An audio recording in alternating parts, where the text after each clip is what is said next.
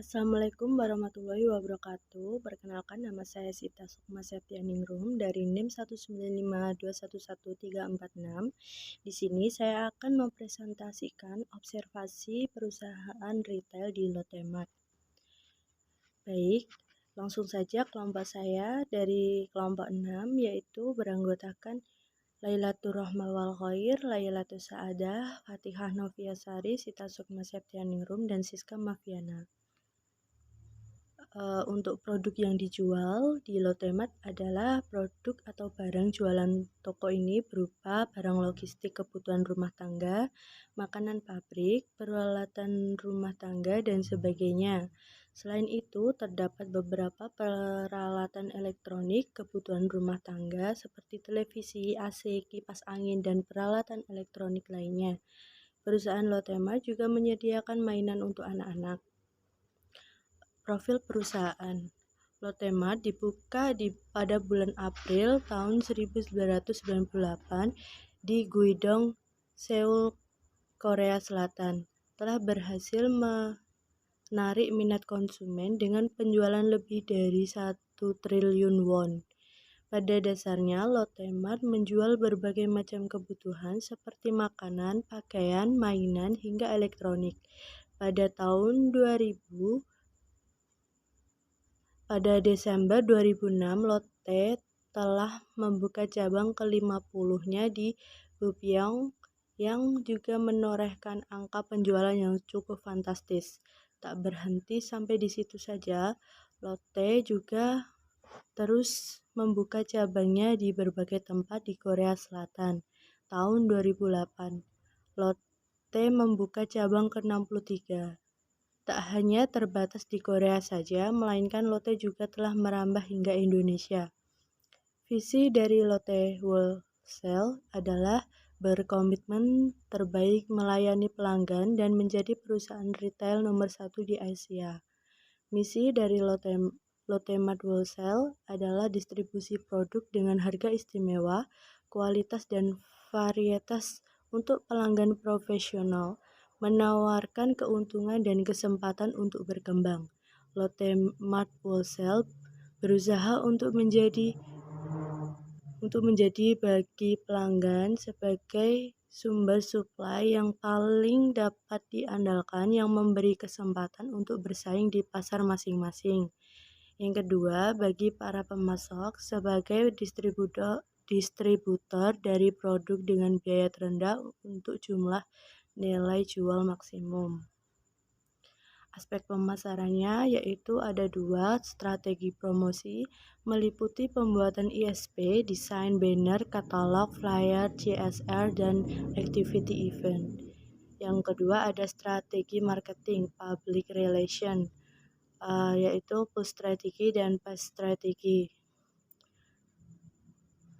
Yang pertama ada aspek sumber daya manusia, terdiri dari struktur organisasi, pelatihan dan pengembangan karyawan. Yang ketiga, perencanaan dan pengembangan karir. Ada struktur organisasi. Struktur organisasi pada Lotemart Wholesale dipimpin oleh Store General Manager yang membawahi 9 divisi. Divisi-divisi tersebut adalah Fresh Food, Dry Food, Non-Food, Customer Development, Support, Cashier, dan Administration Logistics Center. Pelatihan dan pengembangan karyawan. Lotemart telah menjalankan program pelatihan dan pengembangan SDM dengan baik dan berlangsung secara periodik. Program pelatihan dan pengembangan SDM di Lotemart ada yang bersifat wajib bagi semua karyawan seperti customer care, emergency, training, cashier, stock management, dan lain-lain. Adapun karir, terdapat tingkatan posisi pada struktur organisasi di Lotemart yakni dari level kontrak, staff permanen, senior staff, section head, manager, dan store general manager. Karyawan akan melewati masa kontrak terlebih dahulu selama 2 tahun. Apabila menunjukkan kinerja yang baik, maka akan diangkat menjadi karyawan tetap.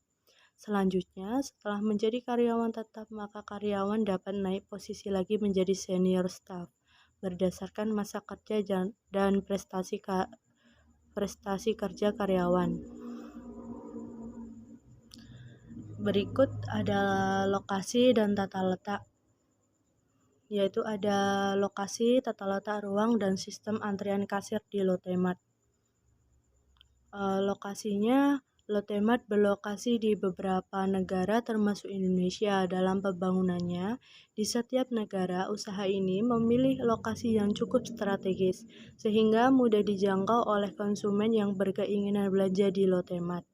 Pembangunan usaha ini kebanyakan berada di pinggiran kota dan dengan jalan yang jarang sekali terkena macet, sehingga memudahkan konsumen dalam menjangkau toko perusahaan Lotte-Mart. Adapun sistem layanan antrian yang diterapkan oleh Lotte-Mart sekarang ini adalah menggunakan sistem first come first served. Tata letak ruang, Lotte-Mart memanfaatkan pencahayaan langsung dari sinar matahari sehingga dapat menghemat listrik pada siang hari. Manajemen relasional, PT Lotte Indonesia Head Office menyediakan layanan aduan pelanggan berupa website customer service yang dapat diakses pada laman https://lottemart.co.id atau customer care. Adapun ada analisis perilaku konsumen, yaitu atmosfer store, diskon, dan fasilitas. Itu faktor yang mempengaruhi perilaku konsumen. Yang selanjutnya ada analisis pengelolaan bisnis. Pengelolaan bisnis pada Lotte Grosir adalah dengan sistem kemitraan waralaba atau franchise. Metode penilaian yang digunakan perusahaan adalah perpetual method karena perusahaan menetapkan harga pokok penjualan dan persediaan setiap kali terjadi transaksi. Kebijakan yang diambil Lotte-Mart untuk meningkatkan loyalitas pelanggan adalah dengan melaksanakan promosi secara efektif sehingga pelanggan bisa mengetahui produk-produk yang tersedia dan diskon yang ditawarkan di Lotte-Mart dan meningkatkan proses yang selama ini telah dilaksanakan di Lotte-Mart. Terima kasih, sekian presentasi observasi dari saya. Jika ada kurangnya, mohon maaf.